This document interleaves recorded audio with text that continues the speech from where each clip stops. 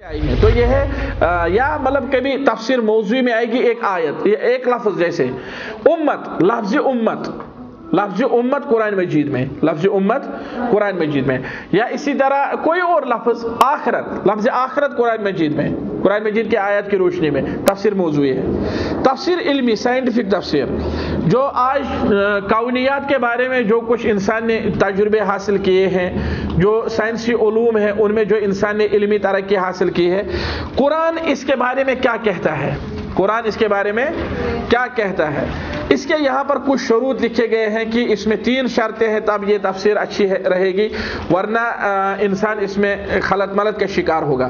Number 1 کہ جس چیز کی آپ تفسیر کرتے ہو وہ کتاب و سنت کے کسی واضح حکم یا کسی واضح اصل کے مخالف نہ ہو۔ اللہ یصادم اصلا معلوما بنفس دلالت القرآن او صحیح سنہ، ان یحتملہ اللفظ من جہت اللغہ، کہ لغہ کے اعتبار سے اس لفظ کا وہ معنی نکلتا ہو، ان یکون حقیقہ علمیہ ثبتت بالبراہین لا مجرد نظریہ محتملہ، کہ جس چیز پر آپ قرآن سے استدلال کرنا چاہتے ہیں وہ حقیقت میں کوئی علمی تجربہ ہو جو ثابت ہو چکا ہو، محض نظریہ نہیں ہونا چاہے۔ جب یہ شروط ہوں تو اس قسم کی تفسیر جو ہے اچھی رہے گی، وہ قبول ہوگی بعد میں، کیونکہ اللہ تعالیٰ کا فرمان ہے سنوریہم آیاتنا فی الآفاق وفی انفسہم حتی یتبین لہم انہ الحق۔ تو اس کی مثال انہوں نے دی ہے، شیخ طنطاوی کی تفسیر ہے، انہوں نے تفسیر لکھی ہے الجواہر شیخ طنطاوی نے، تو انہوں نے اس میں ذکر کیا ہے سائنسی اکتشافات کا، جو نئے نئے اس زمانے کے انکشافات ہوئے ہیں اور ان کو قرآن سے جوڑنے کی کوشش کی ہے۔ لیکن علی کل حال کہتے ہیں وَكَانَ يُمَثِّلُ بِالصُّوَرِ فِي كِتَابِ هَذَا، انہوں نے اس کتاب میں فوٹو بھی ساتھ میں ذکر دکھائے ہیں، فوٹو بھی پیش کیے ہیں۔ فَرَفَضَهُ النَّاسُ وَآبُوهُ تکلف المبالغہ، کہتے ہیں لوگوں نے، یعنی علماء نے ان کی اس کتاب الجواہر کو کیا ہے اس پر عیب چینی کی ہے، نکتہ چینی کی ہے، کیونکہ اس میں تکلف تھا، اس میں کیا تھا۔ اور یہ تو ظاہر بات ہے جب کوئی عالم آئے اور وہ قرآن کو سائنسی انکشافات کے مطابق پیش کرنے کی کوشش کرے تو ظاہر بات ہے وہ تکلف کرے گا ہی، وہ تو تکلف، وہ کہے گا کہ اس آیت سے فلانی سائنسی تحقیق ثابت ہوتی ہے، تو یہ ضروری نہیں کہ فوراً اس آیت سے وہ تحقیق ثابت ہوتی ہو، تو اس میں تو تکلف ہوگا ہی۔ التفسیر العددی للقرآن، قرآن کی عددی تفسیر 1 2 3 4 تفسیر، مثلا کوئی آئے گا وہ تفسیر لکھے گا عدد 9 9 قرآن کی روشنی میں، تو قرآن میں کہاں کہاں 9 کا تذکرہ ہے۔ عدد 40 قرآن کی روشنی میں، قرآن میں کہاں کہاں 40 کا لفظ آیا ہے، اس سے کیا مراد؟ قرآن میں 40 کا لفظ ہے نا بہت مرتبہ، 40 لیلہ 40 سنہ، اس قسم کی آیتیں۔ 19 قرآن میں ایک جگہ آیا ہے 19، تو 19 کی خاصیت خصوصیات قرآن حدیث میں 19 کا لفظ کہاں ہے۔ 70 قرآن حدیث میں 70 کہاں ہے، تفسیر عددی۔ لیکن کہتے ہیں علماء نے اس قسم کے تفسیر کو بالرأی المذموم کے ساتھ جوڑا ہے، کہتے ہیں وہ من بدع التفسیر، تفاسیر کی بدعات میں سے ہے۔ ولاحق بالتفسیر بالرأی المذموم، یہ رائے مضموم کے ساتھ اس قسم کی تفسیر جڑتی ہے، کیونکہ اس کا کوئی بڑا فائدہ، اور اس میں اکثر انسان تکلف کرتا ہے، اس میں اکثر کیا انسان کیا کرتا ہے۔ وَمِنْ أَشْهَرْ كُتُبِ تفسیر فی العصر الحدیث، اس زمانے کی معروف کتب تفسیر ہے اضواء البیان، اور یہ شیخ شنقیطی کی، التفسیر الوسیط یہ ہے ازہر کی، ازہر سے نکلی ہے، جامع ازہر سے، اور تیسری ہے موسوعہ الصحیح المصبور من التفسیر بالمأثور، استاد دکتور حکمت بن بشیر بن یاسین، التفسیر المیسر مجمع ملک فہد، التفسیر البیانی، یہ عورت نے لکھی ہے، یہ آپ لوگوں کے لیے حوصلہ افزا ہے اور خوشی کا موقع ہے، کیا التفسیر البیانی، تفسیر موضوعی کی طرح ہے، تفسیر موضوعی، لیکن یہ جو بنت الشاطئی اس کا لقب ہے، بنت الشاطئی، آپ میں سے کوئی اس کے بارے میں کچھ جانتا ہے؟ یہ جو عورت ہے کوئی اس کے بارے میں کچھ جانتا ہے؟ اچھا، کوئی آپ میں سے یہ کہہ سکتا ہے کہ میں اس کے بارے میں معلوم کر کے لاؤں گی 1 2 صفحہ، بعد میں ادارے کو دوں گی؟ ہاں، نمبر 1 کوئی ہاتھ اٹھائے، وعدہ کر دیا بھائی انشاءاللہ۔ آپ ان کے پاس، یونس بھائی کے پاس نام لکھانا بنت الشاطئی کے بارے میں، لہذا انہوں نے کیا نا یہ عہد، لہذا نہیں بتاؤں گا کہ ان کے بارے میں کیا ہے، لیکن یہ ہے کہ انہوں نے تفسیر، تو کوئی عورت تفسیر لکھے، یہ عام عورت ہو سکتی ہے؟ ہاں بالکل۔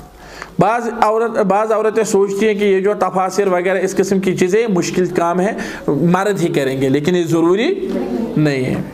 العذب النمیر فی مجالس الشنقیطی فی تفسیر، تفسیر الشعراوی، بہت سارے علماء نے اس کا جو ہے رد بھی کیا ہے، اس کے بارے میں عیب چینی، نکتہ چینی کی ہے کہ یہ اچھی تفسیر نہیں ہے، لیکن علی کل حال مفسر کے سامنے ہونی چاہیے۔ مفسر کے سامنے جب آپ مفسر بنیں گی تو علی کل حال کچھ نہ کچھ فائدہ ہوگا، لیکن آپ اس پر کلی طور اعتماد نہیں کریں گے۔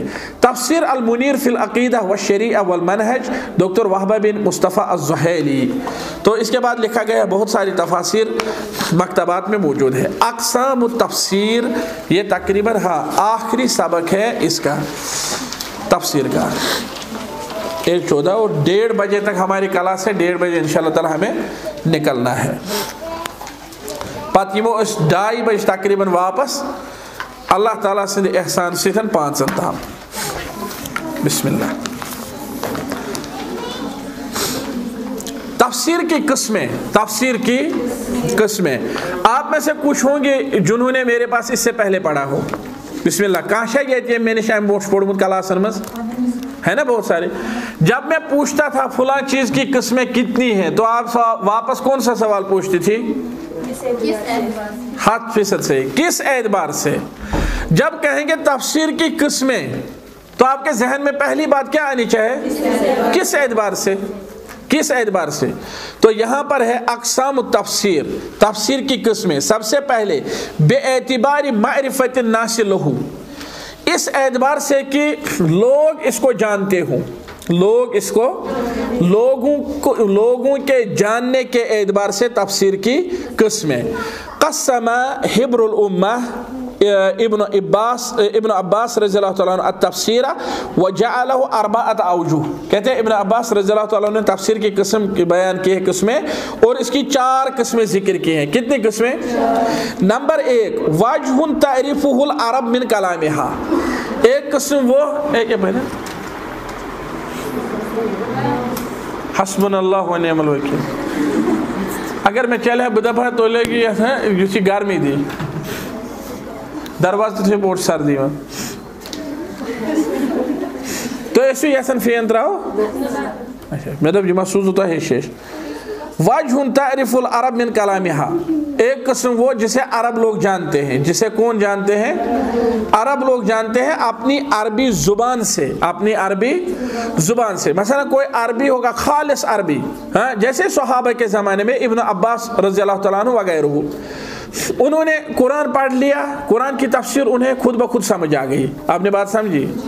تو سارا قرآن انہیں سمجھ آیا؟ خود نہیں۔ مثلا اگر انہوں نے سورہ فاتحہ پڑھی، 2-4 آیتوں کی تفسیر خود سمجھے ہوں گے وہ، پھر 2-4 آیتیں رہی ہوں گی جن کی تفسیر انہیں کسی سے پوچھنی پڑی مثلا۔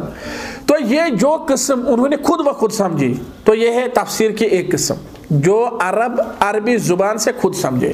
وجہ تعریفہ العرب من کلامہا۔ دوسری قسم تفسیر لا یعذر احد بجہلہ، وہ تفسیر کسی بھی شخص کو یہ اجازت نہیں ہے کہ وہ اس سے بے خبر رہے، کسی بھی شخص کو اجازت نہیں ہے، ساری دنیا کے مسلمانوں پر لازم ہے کہ وہ ان آیات کا معنی اور ان کی تفسیر جان لیں۔ وَهَذَا يَشْمَلُ الْأَمْرَ بِالْفَرَائِضِ وَالنَّهْيَ عَنِ الْمَحَارِمِ، یہ وہ آیتیں ہیں جن میں فرائض ہوں اور جن میں حرام کاموں کا تذکرہ ہو، حرام سے دور رہو۔ آپ لوگوں نے بات سمجھی؟ کوئی مسلمان آئے وہ کہے مجھے اس آیت کا معنی ہی پتہ نہیں ہے، اقیم الصلاۃ، تو کیا اس میں کسی مسلمان کا بے خبر رہنا اس کی اجازت ہے اسے؟ نہیں، کسی بھی مسلمان کو اجازت نہیں کہ وہ اس قسم کی آیات کے تفسیر اور ان کے معنی جاننے سے بے خبر رہے۔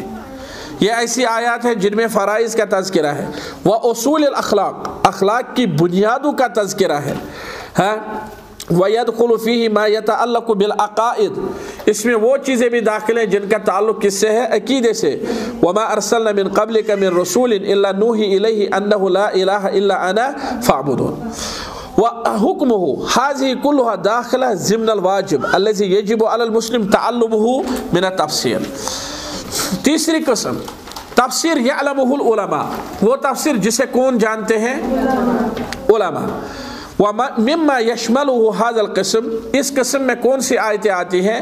ما تشابہ منہ علی عامة الناس، جو عام لوگوں کو سمجھ نہ آتی ہوں، عام لوگوں کو سمجھ نہ، اور جس میں احکام وغیرہ پر استدلال کیا جاتا ہو، جن آیات سے احکام پر استدلال کیا جاتا ہو، تو عالم کو پتہ ہونا چاہیے کس حکم پر کس آیت سے استدلال کیا جائے. عام لوگوں کو یہ جاننے کی ضرورت نہیں ہے. اور چوتھی قسم تفسیر لا یعلمہ الا اللہ، ایسی آیتیں جن کی تفسیر اللہ کے سوا کوئی نہیں. ومن ادعى علمہ فقد کذب، جو یہ کہے کہ میں ان کی تفسیر جانتا ہوں وہ جھوٹا ہے. جیسے حقائق المغیبات ووقت وقوعها فالدابہ التي تخرج في آخر الزمان لا يعلم كيفها وحقیقتها الا اللہ. کہتے ہیں قرآن میں آیا ہے کہ زمین سے ایک چوپائی نکلے گا، جانور نکلے گا، تو اس کی کیفیت کیا ہوگی یہ اللہ کے سوا کوئی نہیں جانتا. اور اسی طرح حروف مقطعات اللہ کے سوا کوئی نہیں جانتا ہے. اور دوسری قسم بے اعتبار طریق الوصول الیہ، پہلی قسم تھی بے اعتبار معرفت الناس لہو، لوگوں کے جاننے کے اعتبار سے، وہ قسم جسے عرب جانتے ہیں، وہ قسم جسے ہر ایک کو جاننا ضروری ہے، وہ قسم جسے صرف علماء جانتے ہیں، وہ قسم جسے صرف اللہ جانتا ہے. اب ہم تک پہنچنے کے اعتبار سے تفسیر کی دو قسمیں ہیں. تفسیر کی کتنی قسمیں اس اعتبار سے؟ دو قسمیں. اللہ اکبر.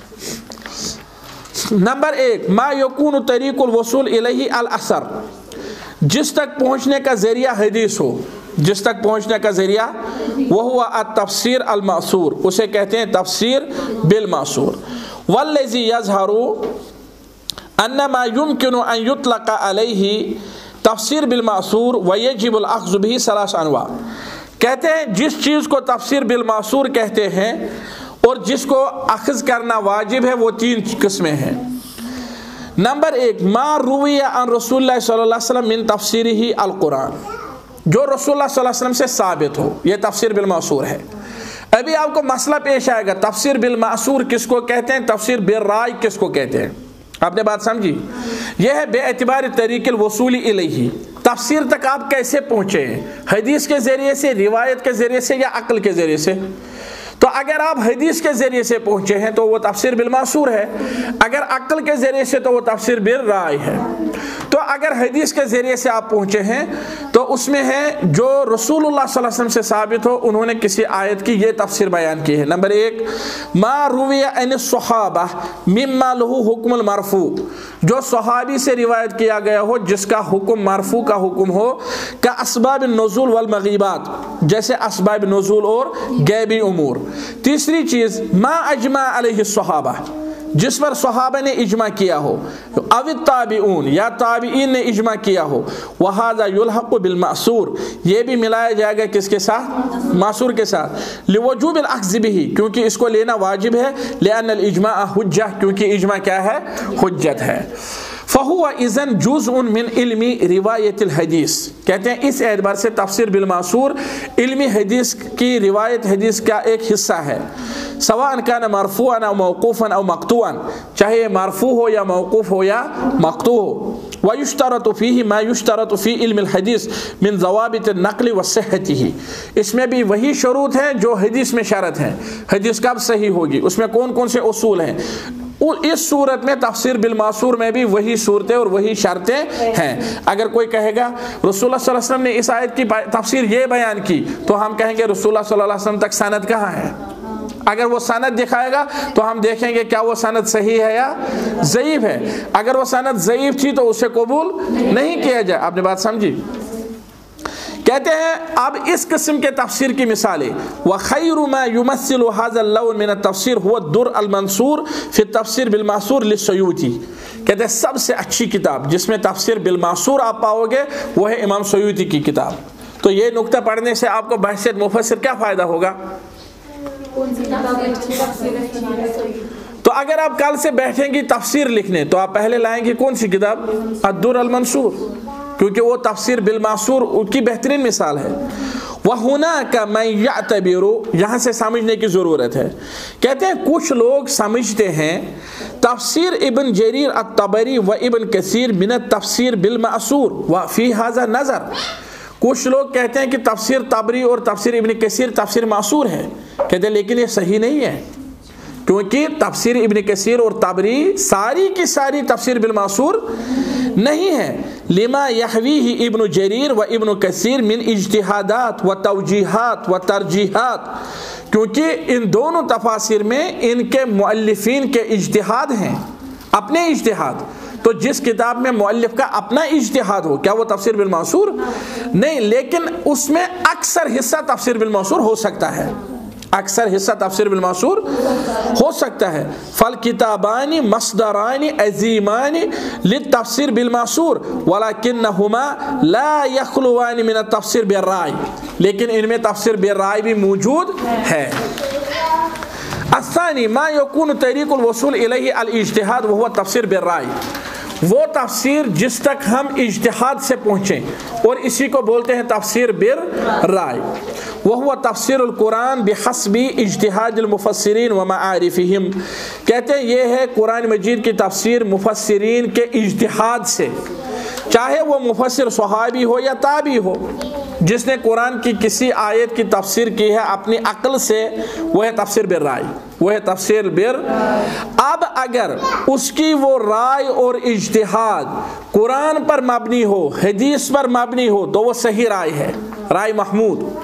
اگر وہ قرآن حدیث سے ہٹ کر ہو تو وہ مذموم رائے ہوگی، جس طرح ہم نے تعویل میں پڑھا، تو وہ مذموم رائے ہوگی۔ وہ کون سی رائے ہوگی؟ ہاں، کہتے ہیں وَذَلِكَ لِأَنَّ طَرِيقَ الْوُصُولِ إِلَى تَفْسِيرِ هَذِهِ الْآيَةِ هُوَ الرَّأْيُ وَالْإِجْتِهَادُ، اس کو اس لیے تفسیر بالرائے کہتے ہیں کیونکہ اس قسم کی تفسیر تک پہنچنے کے لیے رائے اور اجتہاد کا استعمال کیا گیا ہے۔ تفسیر بالمعصور کس کو بولتے ہیں؟ ذرا آپ مجھے بتاؤ۔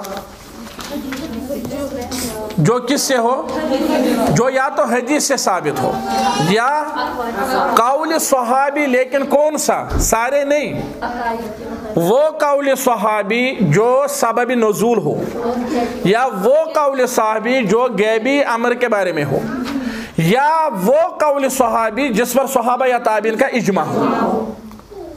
ایک تو حدیث ہو، الگ بات ہے، پھر قول صحابی تب تفسیر موصول بن سکتا ہے جب اس میں تین چیزیں ہوں، یا تو وہ سبب نزول ہو، یا غیبی امر کے بارے میں ہو، یا اس پر صحابہ یا تابعین کا اجماع ہو۔ ورنہ اگر کوئی صحابی، اکیلا صحابی اپنی رائے سے کسی آیت کی تفسیر بتائے، کیا وہ تفسیر بالمعصور ہے؟ نہیں، وہ تفسیر بالرائے ہے۔ تو کہتے ہیں انواع تفسیر بالرائے، اگر ہم نے پڑھا نا تفسیر بالرائے ہے تو تفسیر بالرائے کی قسمیں کتنی ہیں؟ کہتے ہیں اس کی دو قسمیں ہیں۔ التفسیر بالرائے نوعان، اس کی دو قسمیں۔ نمبر ایک، التفسیر بالرائے الجائز، وہ تفسیر جو جائز رائے پر مبنی ہو، وہ المبنی علی علم او غلبۃ الظن، وہ تفسیر جو علم پر مبنی ہو یا ظن غالب پر مبنی ہو، جو علم پر مبنی ہو یا ظن، مثل الرائے الذی قال به الصحابہ، جیسے وہ رائے جو صحابہ رائے دے، او التابعون من بعدهم وعملوا بهم، ومنهم صدیق الامہ ابو بکر الذی قال فی الکلالہ لما سئل عنها، جب انہیں کلالہ کے بارے میں پوچھا گیا، جو قرآن مجید میں یسألونک عن الکلالہ یا یستفتونک قل اللہ یفتیکم، تو اس میں ہے کلالہ کے بارے میں انہوں نے کہا اقول فیہا برأیی، میں اس کے بارے میں اپنی رائے دوں گا۔ یہ کون کہتے ہیں؟ ابو بکر صدیق۔ فَإِنْ كَانَ صَوَابًا فَمِنَ اللَّهِ، اگر یہ میری رائے صحیح تھی تو اللہ کی طرف سے ہے، وَإِنْ كَانَ خَطَأً فَمِنِي وَمِنَ الشَّيْطَانِ، اگر یہ غلط ہوتے میری طرف سے اور یہ کس کی طرف سے ہے؟ شیطان کی طرف سے۔ تو پتہ چلا صحابی اگر منفرد ہو، رائے دے، اجتہاد کرے تو اس کی تفسیر بالرائے ہے۔ دوسری ہے تفسیر بالرائے المذموم یا بالرائے الممنون، ممنوع رائے کے ذریعے سے تفسیر، وہو ما کان علی جہل او ہوا، ایسی رائے جو جہالت پر مبنی ہو یا خواہشات پر، مثل التأویل فی کلام اللہ، جیسے اللہ کے کلام کی تعویل کرنا ہے، لیکن یہ کون سی تعویل ہے؟ التأویل المذموم، یہ کون سی تعویل ہے؟ التأویل مذموم. وتحمیل النص القرآنی معانی غیر مراد فیہ، قرآن کے معنی کو اس معنی پر محمول کرنا جس کے لیے وہ اللہ نے نازل نہیں کیا ہو، کما فعل المعتزلہ وغیرہم، جس طرح معتزلہ وغیرہ نے کیا. تو تفسیر بالرائے اور تفسیر بالمعصور آپ نے سمجھا؟ الحمدللہ. اس کے بعد ہے بے اعتبار اسالیبی ہی، تیسری قسم. تفسیر کی قسمیں کتنی ہیں؟ اسلوب کے اعتبار سے. کس اعتبار سے؟ لکھنے کا طریقہ کیا ہے. نمبر 1 التفسیر التحلیلی، اس کی 4 قسمیں ہیں. نمبر 1 التفسیر التحلیلی، انالائزز کرے کوئی، انالائٹک تفسیر، تحلیل کرنا. هذا القسم هو الغالب على التفاسیر، کہتے ہیں سارے تفسیروں پر یہی چیز غالب ہے. اکثر تفاسیر اس لیے ہوتی ہیں کہ وہ انالائزز کرے، کہ وہ قرآن مجید کی شرح کرے اور وضاحت کرے. جیسے اس میں سبب نزول بیان کریں، غریب الفاظ یعنی مشکل الفاظ بیان کریں، اور اسی طرح مجمل بیان کریں وغیرہ. اس کی بہترین مثال ہے تفسیر ابن عطیہ، تفسیر آلوسی اور تفسیر شوکانی. آپ نے بات سمجھی؟ بہت ساری مثالیں ہیں، لیکن ایک دو مثالیں میں ساتھ میں ذکر کرتا ہوں. التفسیر الاجمالی، دوسری قسم ہے. کوئی مفسر آتا ہے وہ لمبی تفصیل نہیں لکھتا ہے، مختصر اجمال. یعمد المفسر بهذا الاسلوب الى بیان المعنى العام للآیہ دون التعرض للتفاصیل. عام معنی بیان کرتا ہے، تفصیل ذکر نہیں کرتا ہے، مختصر تفسیر. کل اعراب واللغہ والبلاغہ والفوائد. کہتے ہیں اس کی بہترین مثال ہے تفسیر الشیخ عبد الرحمن ابن سعدی، تفسیر الشیخ عبد الرحمن ابن سعدی. تفسیر المکی الناصری، وتجدہ كذلك فی تفسیر المراغی وتفسیر ابی بکر الجزائری رحم اللہ الجمیع تحت عنوان المعنى الاجمالی. یہ ساری تفسیر کے عنوان کے تحت ہے المعنى الاجمالی. التفسیر المقارن، وہ تفسیر جس میں مفسر دو چیزوں کے درمیان مقارنہ کرتا ہے. یعمد المفسر بهذا الاسلوب الى قولین فی التفسیر، دو قول ذکر کرتا ہے، پھر اس میں ایک کو راجح قرار دیتا ہے، دوسرے کو مرجوح. ویقارن بینہما مع ترجیح ما یراہ راجحا، مقابلہ کرتا ہے دونوں کے درمیان، پھر راجح قرار دیتا ہے. اور اس کی مثال ہے تفسیر ابن جریر الطبری. کہتے ہیں اس کی ایک اور مثال ہے وَمِنْهُ مَا قَامَ بِهِ یا ما يقوم به ابو عبد الرحمن ابن عقیل الظاہری من ارضه فی الاضاءہ، ریڈیو پر جنہوں نے تفسیر پیش کی، المسمى تفسیر التفاسیر، تفسیروں کی تفسیر. آپ نے بات سمجھی؟ تفسیر التفاسیر، تفسیروں کی تفسیر. التفسیر الموضوعی، یہ تو ابھی آپ نے پڑھا. کہتے ہیں اس میں کیا کرتے ہیں؟ یعمد هذا الاسلوب على دراست لفظہ، ایک لفظ پر، یا جملہ یا موضوع. اس کی قسمیں ہیں ان یکون عرض الموضوع من خلال القرآن کلہ کموضوع صفات عباد الرحمن فی القرآن. اگر آپ میں سے کوئی لکھے صفات عباد الرحمن، پورے قرآن میں اللہ کے بندوں کے صفات کہاں پر ہیں. دوسری قسم یا دوسرا طریقہ ہے ان یکون عرض الموضوع من خلال سورہ، ایک سورہ کو لے کر، جیسے کہے الاخلاق الاجتماعیہ، سماجی اخلاق، سماجیات، سورہ حجرات کی روشنی میں. یہ میں نے آپ کو ابھی کہا. ان یستعرض المفسر لفظ او جملہ، جیسے الامہ فی القرآن، یا جملہ الذین فی قلوبہم مرض، کہے کہ امراض قلوب، امراض قرآن کی روشنی میں. کہتے ہیں وہذہ تقسیمات فنیہ، یہ ساری تقسیمات جو ہے فنی اعتبار سے ہیں، کون کس اسلوب سے لکھے گا. ولا یعنی ھذا ان کل تفسیر قد تمیز باحدھا فقط، اس کا مطلب یہ نہیں کہ ان میں سے ہر ایک تفسیر جو ہے ایک ہی فن میں ممتاز ہے، بلکہ کوئی مفسر ایسا ہوگا یا کوئی تفسیر ایسی ہوگی جس میں یہ ساری چیزیں ہوں گی. بل قد تجد فی تفسیر من هذه التفاسیر هذه الاقسام كلها، کہتے ہیں کبھی کوئی تفسیر ایسی ہوگی جس میں یہ ساری چیزیں ہوں گی. مفسر آئے گا تفسیر کرے گا، اس میں یہ ساری چیزیں رکھے گا. چوتھی قسم ہے بے اعتبار اتجاہات المفسرین، مفسر کے وجہت نظر، اس کی فکر کے اعتبار سے. मुफस्सिर की फ़िक्र क्या है, मुफस्सिर की फ़िक्र क्या है, वो किस फ़िक्र का मालिक है, इसके एतबार से तफसीर की किस्में। नंबर एक, अकीदा के एतबार से मा यकून बिन नज़र इलल मज़हब अक़दी लिल मुफस्सिर, मुफस्सिर का अकीदा क्या है उस एतबार से तफसीर की किस्में। जैसे अल इत्तिजाह अस्सलफ़ी, सलफ़ी अकीदा के एतबार से, सलफ़ी उल फ़िक्र, इसकी मिसाल है तफसीर इब्न जरीर, तफसीर इब्न कसीर, तफसीर अश-शनक़ीती। अल इत्तिजाह अल मुअतज़िली, मुअतज़िली अकीदा के एतबार से तफसीर, उसकी मिसाल है ज़मख़शरी। अल इत्तिजाह अल अशअरी, अशअरियत के एतबार से तफसीर, उसकी मिसाल है तफसीर राज़ी। अल इत्तिजाह अस्सूफ़ी, सूफ़ी तफसीर, या इसको तफसीर इशारी भी कहते हैं, वही समा तफसीर अल इशारी। हाँ, इसकी मिसाल है हक़ाइक़ुत तफसीर, ये किसने लिखे, अबी अब्दुर्रहमान अन्निसाबूरी, जो 412 हिजरी में मर गया है। कबीर सूफ़ी फ़ी वक़्तिही, अपने वक़्त का बहुत बड़ा सूफ़ी था। हाँ, वकान मुहद्दिसन हाफिज़न।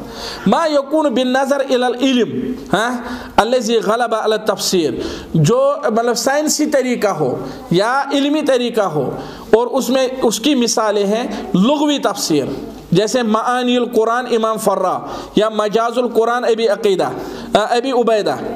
इसी तरह नहवी तफसीर, जैसे इमाम नहास की एराबुल कुरान, या अबू हय्यान की अल-बहरुल मुहीत, 6-7 जुल्दों पर है, इसने अक्सर बहस की है लुगत की। इसी तरह अद-दुर अल-मसून लिस्समीन अल-हल्बी, या बलागत की तफसीर, जैसे कशाफ, ज़मख़शरी की किताब है कशाफ, अगरचि वो मुअतज़िली इत्तिजा, मुअतज़िली फ़िक्र की तफसीर है, लेकिन उसके साथ साथ वो क्या है, बलागत वाली तफसीर। हमने पढ़ा जो फ़िक्री तफसीर है, एक अकीदा के एतबार से, दूसरा इल्म के एतबार से, कौन किस में माहिर है, कौन किस में माहिर है। इसी तरह अत-तहरीर व तनवीर इब्न आशूर की तफसीर, बलागत की तफसीर है। इसी तरह फ़िक़्ही तफसीर, हैं, जैसे अहकामुल कुरान इमाम राज़ी या जस्सास की, या अहकामुल कुरान कुर्तुबी की, फ़क़ीह गुज़रे हैं, इनका इल्म था, तो इल्म के एतबार से इन्होंने अलग तफसीरें लिखी हैं। तो कहते हैं इसी तरह बहुत सारी चीज़ें हैं जो तफसीर की किस्मों में ज़िक्र की जा सकती हैं, लेकिन मशहूर जो है तफसीर की किस्में वो 2 है। अगर आप किसी से भी कहेंगे तफसीर की कितनी किस्में हैं, वो कहेगा 2, तफसीर बिल राय, तफसीर बिल मासूर। लेकिन आप पूछेंगी किस एतबार से, आप पूछेंगी, वो कहेगा लोगों के जानने के एतबार से, आप कहेंगे 4 किस्में हैं, इब्न अब्बास ने जिक्र किए। वो कहेगा तफसीर की कितनी किस्में हम तक पहुंचने के एतबार से, आप कहेंगे 2 किस्में, मासूर और बिल राय। वो कहेगा इस एतबार से कि मुफस्सिर की विजहत नज़र क्या थी, मुफस्सिर के एतबार से, तो आप कहेंगे 2 चीज़ें हैं, या तो अकीदा को देखकर या उसके फ़न को देखकर, इल्म को देखकर। मिन अहम मुअल्लफ़ात पे तफसीर, तफसीर के बारे में अहम तरीन किताबें जो आपके सामने रहनी चाहिए जब आप तफसीर करेंगी। तो यहाँ पर हमने 31 किताबों का तज़किरा किया है। वल्लाहु आलम बिस्सवाब व सल्लल्लाहु वसल्लम अला खैर खल्क़ि मुहम्मद व अला आलिहि व सहबिहि अजमईन। इस तरह से हमारा फर्स्ट हाफ मुकम्मल हुआ। अब सेकंड हाफ में हम पढ़ेंगे उसूल अत-तफसीर, और वो इंशाअल्लाह ताला मुकम्मल करने के बाद क्लास मुकम्मल हो जाएगी। प्रश्न उसके